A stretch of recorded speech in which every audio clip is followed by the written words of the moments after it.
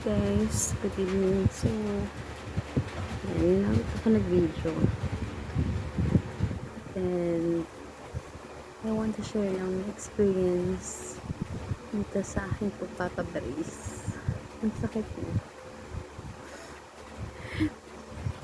So, maganda kapag nagpabrace kayo, medyo red kayo.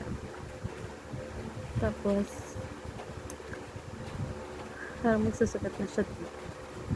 Do binigyan naman ako ng box para yung dulo ng pinaka brace is yun yung pangharang para hindi sumasagi sa mismong loob ng bibig natin para hindi magsugat. Too late kasi one day lang yun. And then on that day, pagising ko, second day yan, pagising ko, masakit na siya. So right away, minessage ko agad si dentist. And ang nakuha kong schedule kasi is 5 o'clock pa.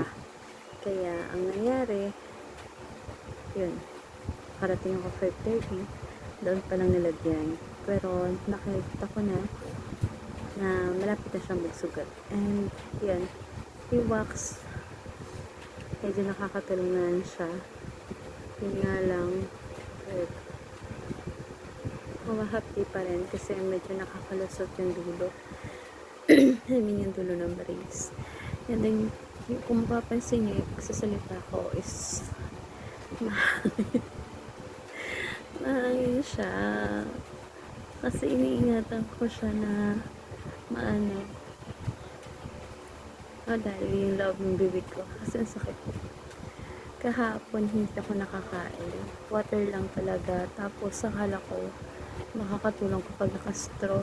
Hindi rin. So kasi napuforce yung kapag nahigop tayo ng straw, napuforce kasi siya na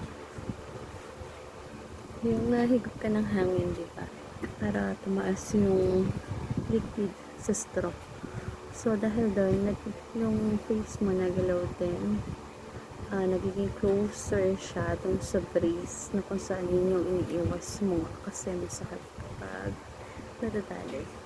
So yan, medyo na-lessen ko or nabawasan ko yung speed para magsugat yung aking bibig, pero tingin ko hindi siya maiwasan. And then nag-try na rin ako mumog ng warm water with asin, with salt, para kung sakaling magsugat man siya, at least may lumalaban na maghihilom dun sa sugat. Ouch, sana all warm water na lang. Anyway, yun lang. This is my third day from the day na nagpa-brace ako, and how I wish mabilis lang mag-align to na matapos na agad ang paghihirap natin. Grabe. Kung magpapabrace kayo, okay, yung mga nakikita yung naka-brace, ang hirap ng pinagdadaanan nila. So ito yung isa sa iskanda talaga. Titiisin nila para mapaayos ang ngipin nila. Ayan, very close up ng aking video. Tutulog na rin ako. So, yun lang. Today is October 26, 2023. Kagagaling ko lang sa work. And I want to share my journey sa brace ko. Asa na, ayan. Saan kayo siya? Hopefully, ilang months kaya. Then, monthly daw, babalik ako para i-adjust yan. Hindi ko talaga alam. Nasa ko. Basta alam ko, dati, gusto ko na magpa-brace. Nung eto na, hindi pala yun. So, kaya salit sa mga kapwa ko, nagpa-brace. At yung mga napaplano magpa-brace, make sure ready kayo. Actually, mataas pa yung pain tolerance ko. Mataas yung pain tolerance ko talaga. Pero this one, hindi ka, nasakit siya. Kaya kapag kakain ako, talaga na masakit. Pero ang mas hindi ko kasi kayang matiis yung dulo-dulo niya na para bang may tumutusok o tumutusok siya sa loob ng bibig mo. Yung ganun, nakakatakot. Pero, let's see. Sabi nila 1 week, it takes 1 week bago ka masanay. Or, hindi ko lang, basta kailangan masanay daw. Tingnan natin.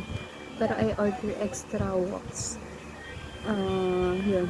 Hopefully maisitin yung pain. Until masanay na ako. Ang pangit ko tuloy. Good night everyone. October 26. And let's see kung tomorrow makakapag-upload tayo. Haggard din tayo. Haggard. Anyway. Sige. Thank you. Bye-bye. Good night.